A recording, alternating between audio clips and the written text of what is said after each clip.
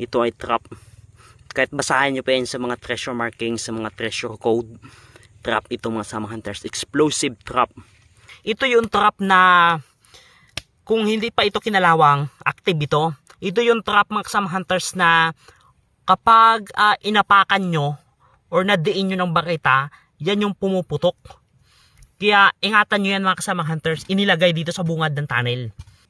Ang ibig sabihin nito mga kasama hunters ay cross tunnel. Itong area na ito, itong tunnel natin hinuhukay, may isa pang secret chamber ito. Mga kasamang hunters, ito na. May mga nakikita tayong mga uling. Ayan o, kita nyo po mga kasamang hunters. Dito sa may bungad, palatandaan na talagang napaka-positive. Itong entrance nilagyan kagad nila ng uling. Ibig sabihin mga kasamang hunters nito na ang deposit ay hindi nalalayo dito. Nandito lang nila inilagay. Ito kiniklearing kasi natin dito sa may gilid, dito sa may kaliwa. At hindi natin napansin, grabe, tinamaan ng bareta mga kasama hunters. Yan o, basag. Yan o. Nabasag mga kasama hunters. Dahil sa kala natin ay walang markings. Nadurog mga kasama hunters dito. Transparent na bote yan o. Kasi kapag dito sa may bungad talaga mga kasama hunters, iniingatan talaga natin kaso nga lang. May mga time talaga na hindi talaga kaya. Then dito yan may mga bote and bakal. Ayan mga kasama hunters oh. Napakaganda sana na markings. Tinamaan lang natin. Mayroong ano sa base. Baka kung may mga mapa kasi mga kasama hunters dito na nakalagay sa mga bote, tinamaan. Yan ang wino-worry natin. Ayan oh, durog na mga kasamang hunters. Sayang. Ayan, may markings oh. Medyo habang dito, yung usad natin napakabagal. Halos every inch, every centimeter, medyo iningatan natin. At dahil papasok tayo sa bungad, ang karaniwan kasi ng mga important treasure markings nakalagay talaga yun sa bungad. At ngayon, dito natin nakuha kanina, nabasag lang dito.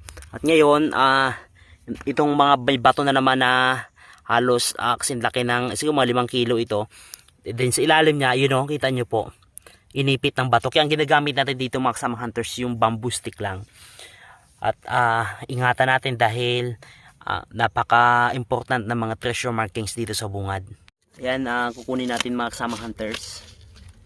Napakalaga kasi yung pag-mapping natin ng sa mga treasure markings na yan. Tulad yan oh. Ayan. Ano na lang? Ano kaya ito? Takip?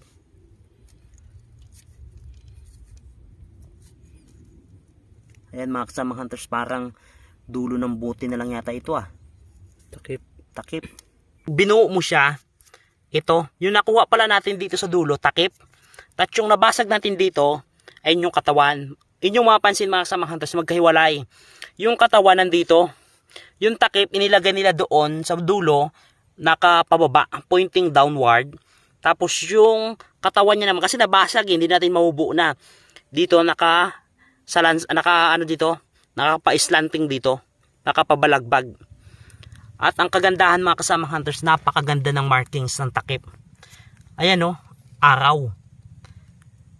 Ibig sabihin mga kasama hunters, bukod sa ito ay parang bulaklak siya oh. Araw na parang bulaklak.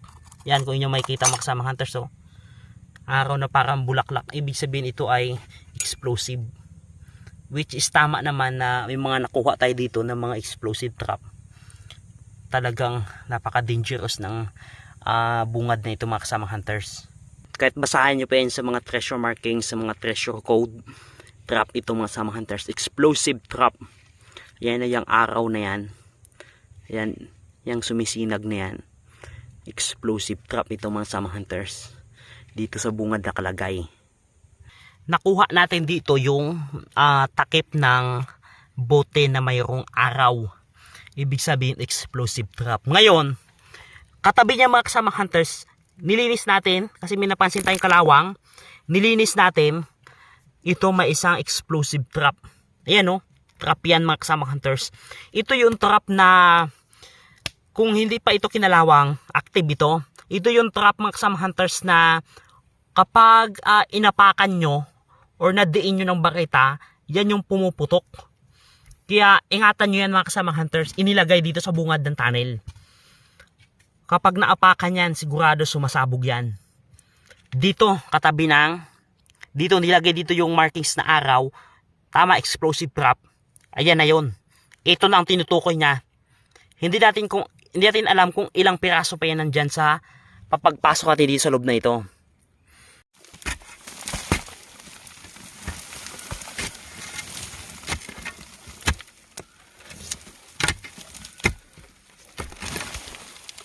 Ito na clearing natin, halos nag-move tayo ng halos 1 feet uli. Dahan-dahan lang, inch by inch. Kumbaga talagang ano lang mga kasama hunters, dahan-dahan lang talaga dahil mahirap nating bakbakan ngayon. Ito na.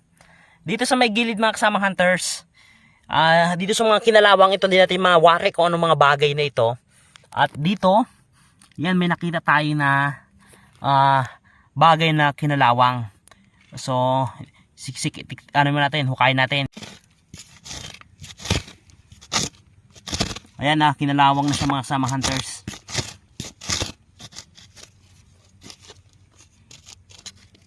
Ayun, dali. Ay, flies mga kasama hunters. Ayan o. Nakapoint papunta dun sa dulo. Flies. Yan, kinalawang na mga kasama hunters katagalan ng panahon. Ang ibig sabihin nito mga kasamang hunters ay cross tunnel.